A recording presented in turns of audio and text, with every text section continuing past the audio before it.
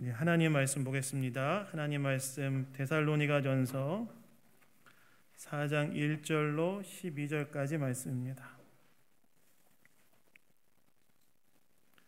데살로니가전서 4장 1절로 12절까지 말씀입니다.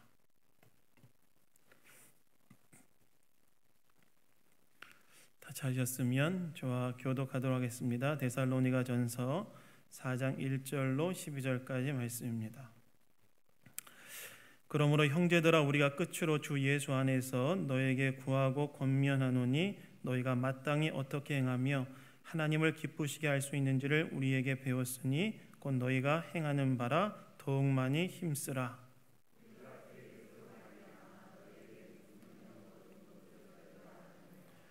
하나님의 뜻은 이것이니 너희의 거룩함이라 곧 음란을 버리고 하나님을 모르는 이방인과 같이 세욕을 따르지 말고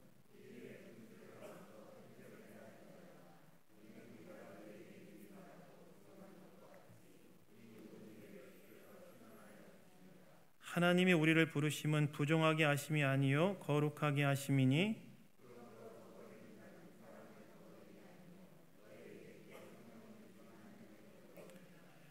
형제 사랑에 관하여는 너희에게 쓸 것이 없음은 너희들 자신이 하나님의 가르치심을 받아 서로 사랑함이라.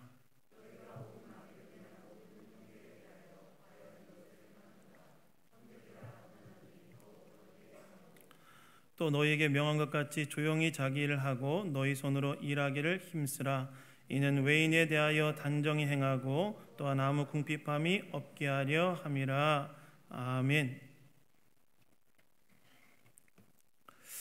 하나님을 기쁘시게 하는 삶이란 제목으로 하나님 말씀 나누기 원합니다.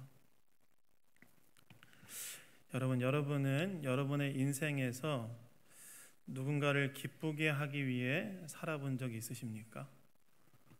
여러분들의 인생에서 누군가를 정말 기쁘게 하기 위해서 살아본 경험이 있냐는 거예요.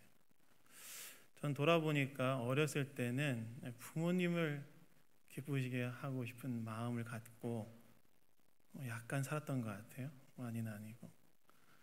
그 다음에 또 언제 있었냐면 성인이 되어서 이제 결혼을 해야 되는 상황 앞에서 아내의 마음에 이제 들어야 되니까 결혼 전에 아내를 기쁘게 하는 삶을 또 약간 살았던 것 같습니다. 재미없으세요? 아마 여러분들도 여러분의 인생에서 누군가를 기쁘게 하기 위해 살았던 경험들이 다 있으실 거예요. 뭐 길었던 짧았던지 간에 여러분들의 인생에서 누군가를 정말 기쁘게 하고 정말 흡족하게 해주기 위해서 살았던 삶들이 있었을 것입니다. 근데 여러분, 저와 여러분이 인생 전체를 들여서 기쁘시게 해야 되는 분이 계시다는 사실을 아십니까?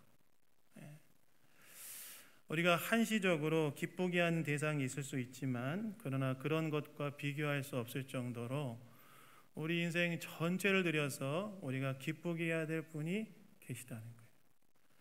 저와 여러분의 인생 전체, 저와 여러분의 삶 전체를 들여서 기쁘시게 해야 할 분이 계시다는 겁니다. 그렇다면 우리가 우리 인생 전체를 들여서 기쁘시게 해야 될 분이 누구냐? 그분은 바로 하나님이세요.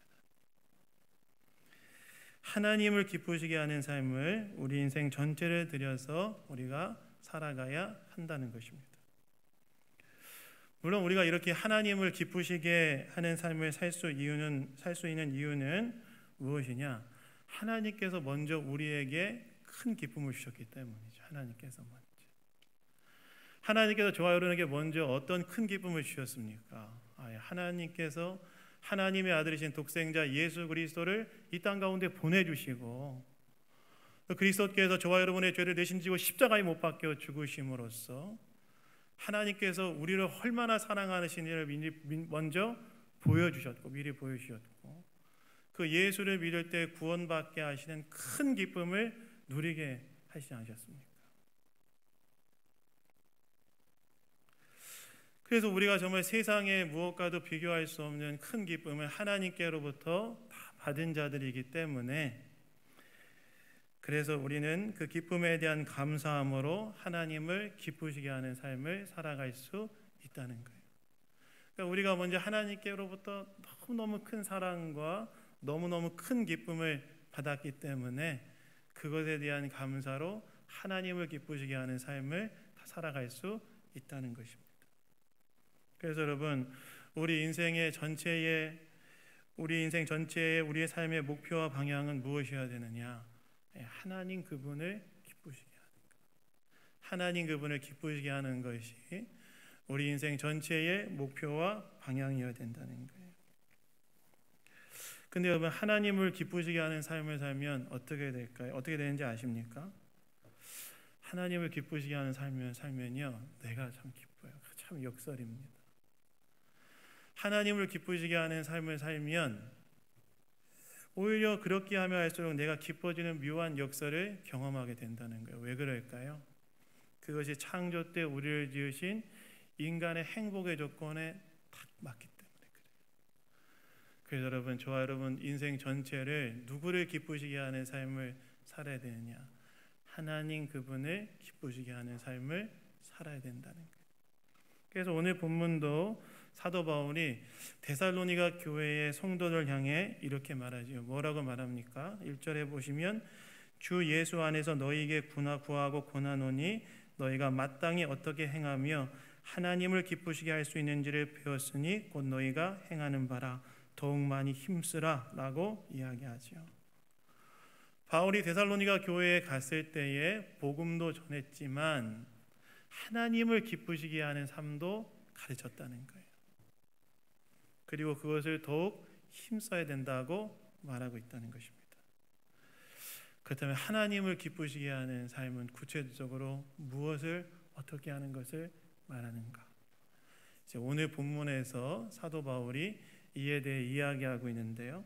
오늘 이 주일 아침에 우리가 하나님을 기쁘시게 하는 삶이 무엇인지를 깨닫고 배우고 생각해보는 시간 되기를 원합니다. 첫 번째는요, 하나님을 기쁘시게 하는 삶은 성적으로 거룩한 삶을 사는 것을 말한다는 거예요. 하나님 뭘 기뻐하시느냐? 저와 여러분이 성적으로 거룩한 삶을 사는 것을 하나님이 기뻐하신다는 거예요. 여러분, 오늘 보면 1절과 2절을 보시면 사도 바울이 데살로니가 교회를 방문했을 때 하나님을 기쁘시게 하는 삶에 대해 가르쳤음을 이야기하면서 그것을 더욱 많이 힘쓰라고 이야기합니다. 특별히 2절에서는 이렇게 나오죠. 우리가 주 예수 그리스도로 말미암아 너희에게 무슨 명령으로 준 것을 너희가 아느니라 라고 말하는데, 여기서 말하는 명령은 단순한 권고나 제안이 아니라 군사적 명령. 군대에서 여러분 명령은 뭘 이야기해요? 상명하복이죠. 위에서 말하면 반드시 순종하고 지켜내야 될 것이 군사적 명령입니다. 반드시 따라야 되는 것인데, 바울이 지금 너희들이 하나님을 기쁘시게 하는 삶에 대해서 배운 것에 대해서 이것은 굉장히 무게 있게 받아들여야 되는 가르침이라고 이야기하고 있다는 것입니다. 그러면서 바울이 하나님을 기쁘시게 하는 삶의 첫 번째 가르침으로 데살로니가 성도들에게 무엇에 대해 이야기하냐면 이 성적인 거룩함에 대해서 이야기하는 거예요. 그래서 오늘 보면 3절에 보시면 사도 바울이 뭐라고 이야기합니까? 우리 3절 다 같이 한번 읽어볼까요? 우리 3절 읽겠습니다. 시작. 하나님의 뜻은 이것이니 너희의 거룩함이라 곧 음란을 버리고. 사도 바울이 데살로니가 교회 성도들에게 하나님이 기뻐하시는 삶에 대해서 이야기하면서 첫 번째로 뭘 이야기하냐면 하나님의 뜻은 이것이니 너희의 거룩함이라 곧 음란을 버려야 된다라고 이야기했다는 거예요. 여러분, 음란은 무엇일까요? 음란이라는 것은 무엇이냐면 음란이라는 것은 모든 측면의 성적 부도덕을 이야기합니다. 모든 차원의 성적 부도덕이 음란이에요. 좀 좁혀서 이야기하자면 결혼이라는 제도 밖에서 일어나는 모든 성적인 행위를 음란이라고 말할 수 있어요. 혼전, 혼외, 동성 간의 모든 성적인 행위가 바로 포함하는 단어가 음란이라는 거예요. 그런데 바울이 하나님을 기쁘시게 하는 삶에 대해서 이야기하면서 먼저 이러한 음란을 버려야 된다라고 이야기하고 있다는 것입니다. 여러분, 이 버리라는 단어는 상당히 순화된 표현인데요. 이는 사실 원래 의미는 철저하게 제거해야 된다, 이런 뜻이에요. 사도 바울이 하나님을 기쁘시게 하는 삶에 대해서 이야기하면서 데살로니가 교회 성도들에게 맨 먼저 이야기한 것은 무엇이냐면 너희 안에 성적인 모든 부도덕들을 제거해야 된다. 성적인 거룩함과 성적인 정결함을 지켜야 된다고 이야기하고 있다는 것입니다. 성이라는 것은 결혼이라는 제도 안에서만 누릴 수 있는 것이지 결혼이라는 제도 밖에서 누리려고 하는 모든 성적인 성은 하나님 앞에 범죄이고 철저하게 제거해야 된다라고 사도 바울이 이야기하고 있다는 거예요. 여러분, 왜 사도 바울은 하나님을 기쁘시게 하는 삶에 대해 이야기하면서 데살로니가 교인들을 향해 첫 번째로 이 성적 거룩함에 대해 이야기했을까요? 하나님을 기쁘시게 하는 삶에 많은 내용들이 있을 텐데 왜 맨 처음에 이 성적인 거룩함에 대해 이야기했을까요? 그 이유는요, 데살로니가 교인들이 현재 가장 크게 압력을 받고 유혹을 받으며 충동을 느끼는 문제가 바로 이 성적 문제였기 때문에.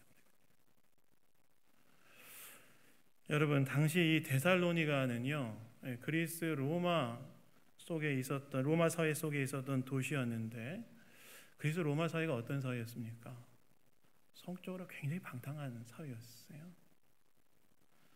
특별히 여러분, 데살로니가는요, 그런 방탕한 그리스 도시 중에서도 그 정도가 더 심한 도시였습니다.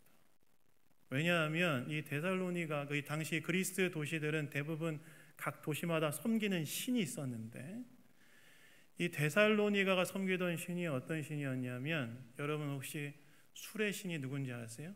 술의 신? 포도주의 신. 저희 주원이 이제 그리스 로마 시다라는 그 만화책 보면 나오는데 누구냐면 디오니소스라는 신이었어요. 그 신을 데살로니가가 섬겼습니다. 영어로 그 신의 이름이 뭔지 아세요? 여러분 다 아는 거예요. 뭔지 아세요? 네, 바카스입니다. 바카스. 바카스가 디오니소스예요, 원래. 근데 디오니소스 신을 섬겼는데 이 디오니소스의 종교적인 상징이 뭐였냐면 남자의 생식기였습니다.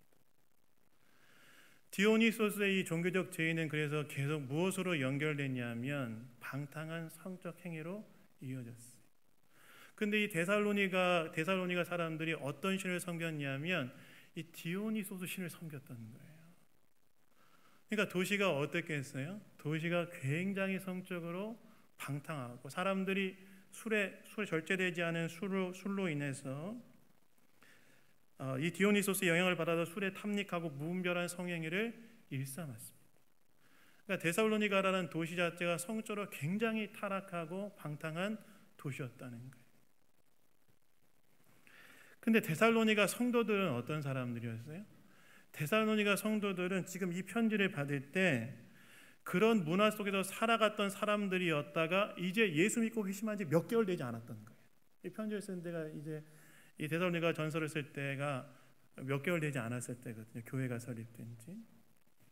그러니까 데살로니가 성도들이 어떤 영향을 받았을까요? 직장, 동료, 친구들에 의해서 그것에 대한 이 성적인 방탕에 대한 압력과 유혹을 받았겠죠. 또 과거에 본인들도 그러한 삶을 살았기 때문에 어떤 내적 충동이 있지 않았겠습니까?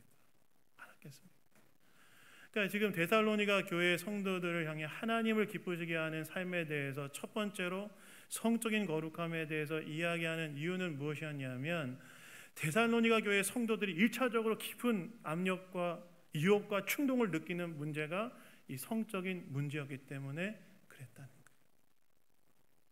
그래서 사도 바울이 뭐라고 이야기합니까? 사도 바울이 그러한 데살로니가 성도들을 향해서 하나님의 뜻은 이것이니 너희의 거룩함이다. 이 먼저 이렇게 딱 시작하는 거예요. 여러분, 거룩함이란 단어의 뜻은 무엇입니까? 거룩함의 단어의 일차적인 뜻은 변화됨이 아니에요. 거룩함의 단어의 일차적인 뜻은 구별됨입니다. 구별됨. 하나님을 위해 하나님을 위해 바쳐진 구별된 것을 거룩하다고 이야기하는 거예요. 그러니까 사도 바울이 이 성적인 유혹에 대한 압력과 또 유혹과 충동을 느끼고 있는 데살로니가 교회의 성도들 향해 뭐라고 이야기하냐면, 하나님의 뜻은 이것이 너희의 거룩함이다. 너희가 이것으로부터 구별된 자들이라는 사실을 기억하라고 이야기하고 있다는 거예요. 너희가 예수 그리스도를 믿기 전에는 그런 데살로니가의 문화의 영향 아래서 살았지만, 이제 예수 그리스도를 믿음으로 말미암아 그런 것으로부터 구별된 자들이 되었으니 자신의 구별됨을 기억하고 지켜야 된다고 이야기하고 있다는 것이요. 그러면서 어떻게 하라고 이야기해요?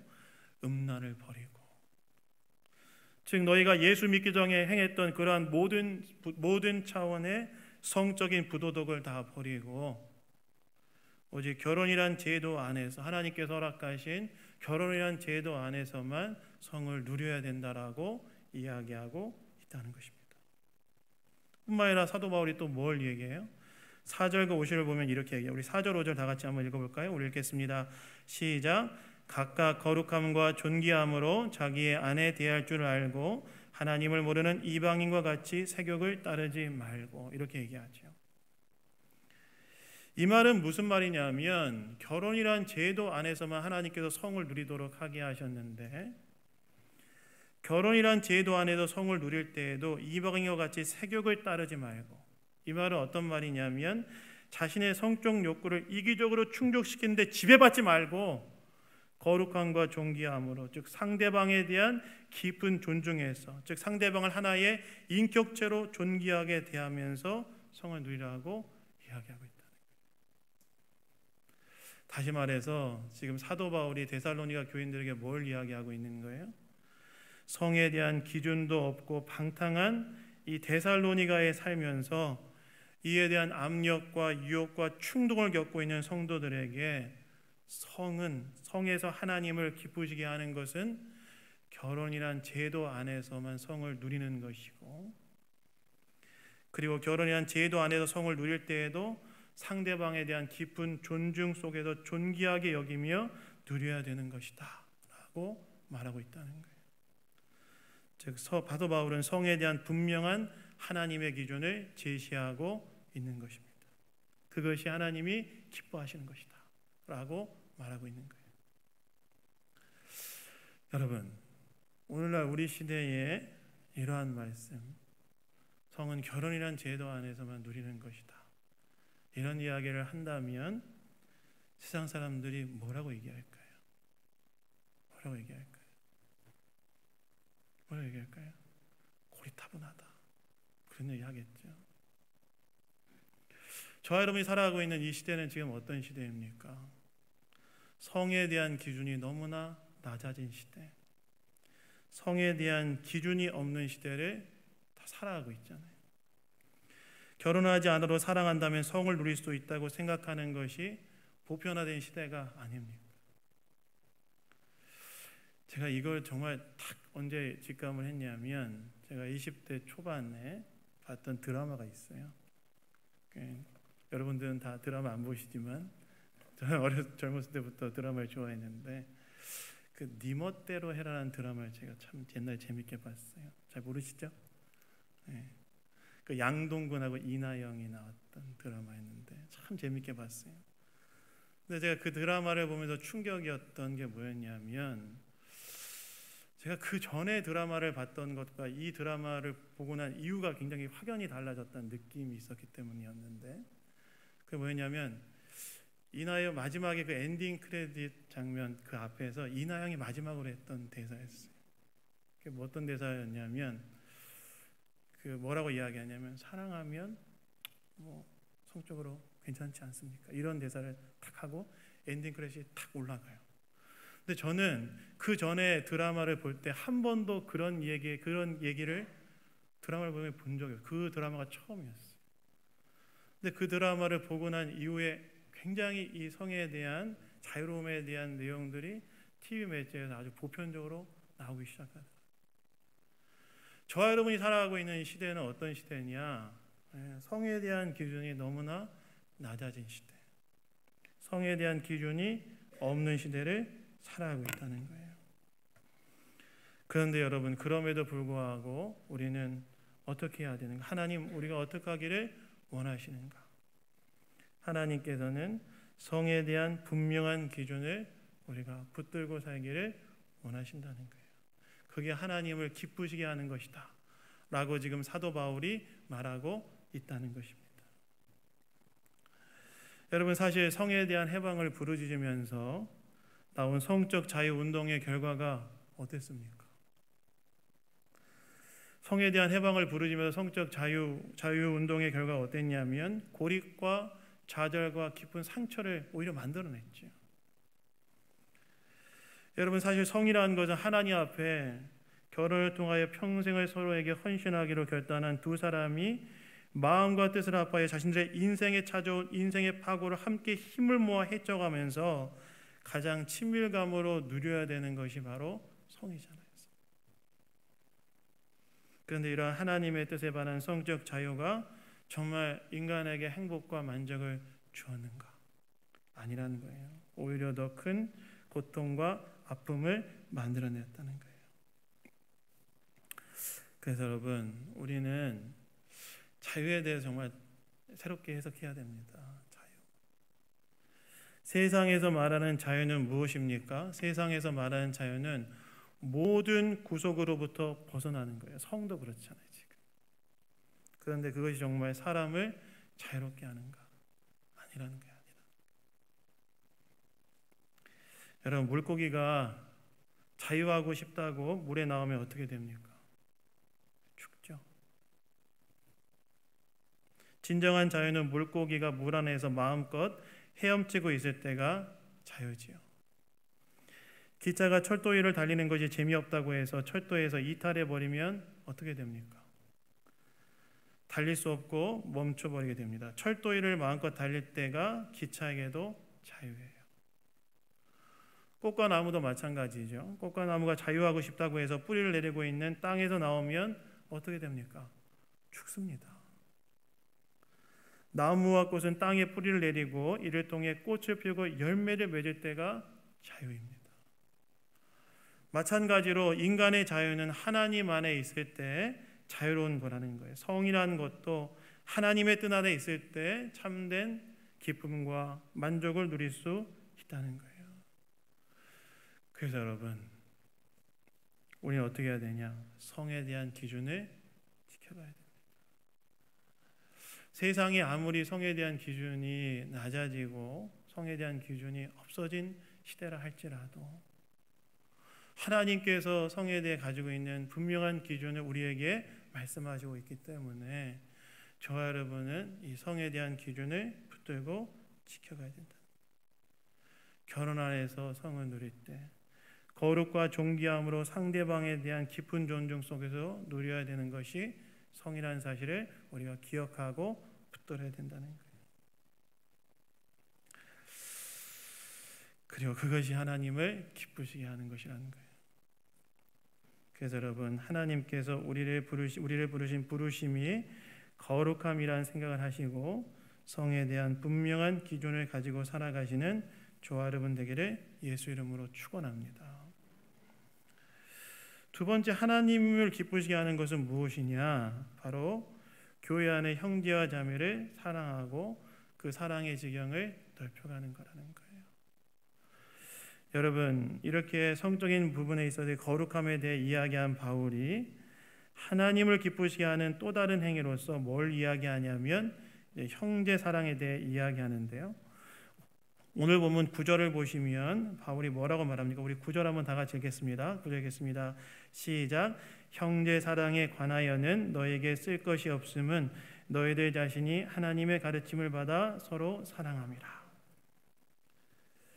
데살로니가 교회를 향해서 성적인 거룩함에 대해 이야기한 바울이 이제 형제 사랑에 대한 이야기는 거예요. 하나님을 기쁘시게 하는 것에 있어서 형제 사랑에 대한 이야기를 하는 거예요. 근데 바울이 데살로니가 교회를 바라보면서 형제 사랑에 대해 뭐라고 이야기합니까? 이것에 대해서는 내가 너에게 더 이상 쓸 게 없다. 그게 뭐예요? 너희가 너무 서로를 잘 사랑하고 있다 라고 이야기하고 있다는 거예요.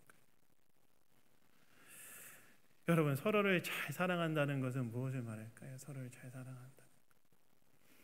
데살로니가 1장 3절에서 사도 바울이 뭘 이야기합니까? 사랑의 수고에 대해 이야기하죠. 수고. 즉 서로를 향한 사랑의 수고를 했다는 거예요. 데살로니가 교회 성도들이. 수고는 무엇입니까? 상대방의 필요를 채워주기 위해 나의 것을 나누고 때론 나의 고됨을 받아들이는 것. 그것이 바로 사랑의 수고이지 않습니까? 그러한 모습이 데살로니가 교회 성도들 간에 풍성했다는 거예요. 그래서 사도 바울이 더 이상 형제 사랑에 대해서는 내가 너에게 쓸 것이 없다 라고 할 정도로 형제 간에 서로 간에 그 깊은 사랑의 수고와 헌신들이 있었다는 거예요. 당시 데살로니가 교회 안에 얼마나 다양한 사람들이 있었겠습니까? 성별로는 남자와 여자가 있었고 또 인종적으로는 헬라인과 유대인이 있었고 연령별로는 어린아이부터 노년까지 있었을 테고 사회적 계층으로는 노예부터 시작해서 자유민 귀족까지 있었겠죠. 그런데 데살로니가 교인들이 어떻게 했다고요? 예수 그리스도 안에서 서로를 형제요 자매로 대하면서 서로에 대한 사랑의 수고, 서로의 필요를 위해 나의 것을 나누고 서로를 위해 때로는 나의 고됨을 받아들이는 사랑의 수고 헌신을 했다는 것입니다. 사도 바울은 그러한 사랑의 모습에 대해서 내가 더 이상 할 말이 없다 라고 말하면서 귀하게 여겼다는 거예요. 그래서 여러분, 하나님을 기쁘시게 하는 또 다른 두 번째 행동이 뭔지 아십니까? 타락한 세상 속에서 성적인 거룩함을 지켜내는 것뿐만이 아니라 두 번째는 뭐냐면 그리스도 예수 안에서 형제요 자매된 서로를 사랑하는 것. 그래서 하나님께서 너무나 기뻐하세요. 사실 여러분, 교회가 얼마나 소중한 공동체입니까? 여러분, 교회가 뭐예요? 제가 지난주 설교 때도 나눴지만 교회는 무엇이냐면 하나님께서 성도들에게 영적 생명력을 공급해 주는 터전이 바로 교회이지 않습니까? 하나님께서 영적 생명력을 공급해 주는 터전이 바로 교회라는 거예요. 그 종교개혁자 칼빈이 교회에 대해서 뭐라고 이야기하냐면 교회는 성도들의 어머니다 이렇게 하죠. 아버지 되신 하나님께서 성도들에게 영적 생명력을 공급해 주는 마치 어머니와 같은 것이 교회라는 거예요. 그러니까 교회가 얼마나 서로에게 소중한 여러분의 소중한 공동체냐는 거예요. 그래서 어떻게 해야 되는 거예요? 서로를 사랑해야 된다. 사랑해야 된다. 제가 여러분 설교할 때 이 말 진짜 많이 했던 것 같아요. 서로 사랑해야 된다. 근데 여러분, 제가 많이 하는 게 아니에요. 저는 여러분 설교할 때 주로 성경의 한 책을 선택해서 쭉 설교하는 강해 설교를 하는 편인데요. 그래서 본문이 말하고 있는 바를 이야기하려고 애를 씁니다. 근데 성경이 계속해서 뭘 얘기해요? 교회를 향해서 서로를 사랑해야 된다. 제가 이야기하는 게 아니라 성경이 반복해서 이야기하고 있다는 거예요. 그래서 여러분, 우리 어떻게 해야 된다고요? 서로 사랑해야 된다. 서로 사랑할 때 하나님께서 기뻐하신다는 거예요. 그래서 여러분, 우리 양문교회가 정말 서로를 사랑하는 교회가 되기를 예수 그리스도 이름으로 축원합니다. 그래서 서로의 필요를 채워주기 위해서 내 것을 나누기도 하고 서로의 필요를 채워주기 위해서 때로 내 고됨을 받아들이기도 하고 그러한 모습들이 있을 때 하나님께서 기뻐하시고 그러한 공동체를 하나님께서 축복해 주신다는 거예요. 여러분, 혹시 방질 목사님이라는 분을 아십니까? 방질 목사님. 이분은 이제 104세까지 사셨던 목사님이신데요. 굉장히 장수하셨죠. 104세. 근데 이분이 평양 대붕 운동의 그 시출발점이 되었던 장대현교회에서 주기조 목사님하고 동역하셨던 분이셨어요. 근데 이분이 2014년도에 이제 소천하셨는데 말년에 이런 말씀하셨어요. 자신이 오랜 시간 신앙생활을 해보니 교회가 서로에 대한 사랑이 있다면 교회는 성장하게 되어 있다. 성장의 속도는 교회가 직면한 사회적 여건들의 영향을 받지 않을 수 없지만 그러나 서로 사랑한다면 마치 사랑하는 부부에게 자녀란 새로운 가족이 생기는 것처럼 성장하게 되어 있다라고 얘기하더라고요. 여러분, 저는 교회의 성장을 목표로 삼지는 않습니다. 성장주의의 폐해를 알기 때문에. 그러나 우리가 본질에 집중했을 때 하나님 주시는 축복을 누리기는 원합니다. 그래서 우리 어떻게 해야 된다고요? 서로 사랑해야 된다. 그거 할 때 하나님께서 기뻐하신다는 거예요. 사랑하는 여러분, 저 여러분은 서로를 사랑하고 있습니까? 싫어하고 있어요? 사랑하십니까? 서로의 필요를 보고 나의 것을 나누고 채워주기 위해서 애쓰고 있습니까? 때로 상대방의 필요를 채워주기 위해서 나의 고됨과 수고도 받아들일 준비가 되어 있습니까? 그거 주님 원하신다는 거예요. 그래서 예수님께서 뭐라고 말씀하세요? 예수님께서 새 계명을 너희에게 준다. 그러면서 뭐라고 말씀하세요? 내가 너희에게 새 계명을 주노니 내가 너희를 사랑한 것 같이 서로 사랑해라 말씀하시죠. 그래서 여러분, 우리 양문교회가 서로를 예수 그리스도께서 우리를 사랑한 것 같이 서로 사랑하는 교회가 되기를 예수님 이름으로 축원합니다. 근데 여러분, 오늘 본문에 보시면 그 형제 사랑이 또 하나 주는 중요한 교훈이 있는데, 우리의 사랑이 단지 우리 안에만 머물지 않고 우리의 사랑의 지경이 지역과 열방의 형제들에 대한 사랑으로 넓어져야 된다고 이야기하고 있어요. 그래서 오늘 보면 10절을 보시면 바울이 뭐라고 말합니까? 이렇게 말하죠. 너희가 온 마게도냐 모든 형제에 대하여 과연 이것을 행하도다. 형제들아 고난노니 더 그러게 행하고. 데살로니가 교회의 형제 사랑이 교회 안에 서로에 대한 사랑으로 그치는 것이 아니라 마게도냐 지방의 모든 형제들에 대한 사랑으로 확장되어졌다는 거예요. 아마도 이것은 데살로니가 교회가 마게도냐 지방의 재정적인 어려움에 처해 있는 교회들에 대한 재정적 도움을 주었던 것으로 보입니다. 즉 데살로니가 교회의 형제 사랑은 데살로니가 교회 안에서만 머무르지 않고 데살로니가 교회가 있었던 지역과 지방으로 이어졌다는 것을 뜻한다는 거예요. 그러면서 사도 바울이 뭐라고 말합니까? 더욱 그렇게 행하라. 그것이 하나님께서 기뻐하시는 일이다라고 이야기했다는 거예요. 그래서 여러분, 하나님 기뻐하시는 삶이란 무엇이냐? 한 가지 더 있는 거예요. 서로를 사랑할 뿐만이 아니라 우리의 사랑의 지경을 넓히는 겁니다. 우리가 서로 사랑해야 하지만 우리의 형제에 대한 사랑의 지경이 넓어져서 지역과 열방의 형제들에 대한 사랑으로 우리의 사랑의 지경이 넓어지고 그들을 섬기는 교회가 되기를 하나님께서 원하신다는 거예요. 그래서 여러분, 교회는요 자기중심적이면 안 됩니다. 교회는 하나님 중심적이어야 돼요. 하나님 중심적이란 말은 어떤 말이냐면 우리만이 아니라 지역의 교회들이 함께 잘 세워지고 또 어려움 가운데 있는 선교지의 교회들도 잘 세워지는 것을 우리가 정말 바라야 된다는 거예요. 우리의 사랑의 지경이 넓어져야 한다는 겁니다. 그것이 하나님이 기뻐하시기라는 거예요. 여러분, 우리 교회가 내년에 30주년이 됩니다. 아세요? 아셨어요? 교회가 설립된 지 30년이 됐어요.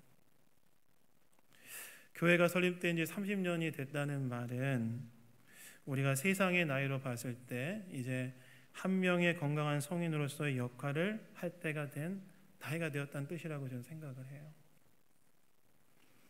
30살의 교회는 뭘 해야 될까요? 김광석의 30쯤을 불러야 될까요? 30살이 된 교회는 뭘 해야 될까요? 화려한 뭔가를 하는 것이 아니라 사랑의 지경을 더 넓히는 교회가 되어야 된다. 지역과 열방을 사랑으로 돕고 섬기는 교회가 더 되어져야겠다. 그것이 바로 하나님이 기뻐하신 일이라는 거예요. 그래서 여러분, 우리가 우리 교회가 지역과 열방을 품고 섬기며 사랑의 지경을 더 넓혀감으로 하나님의 기쁨이 되어지는 교회로 더 아름답게 세워지는 은혜가 있기를 예수 이름으로 축원합니다. 여러분, 말씀을 맺겠습니다.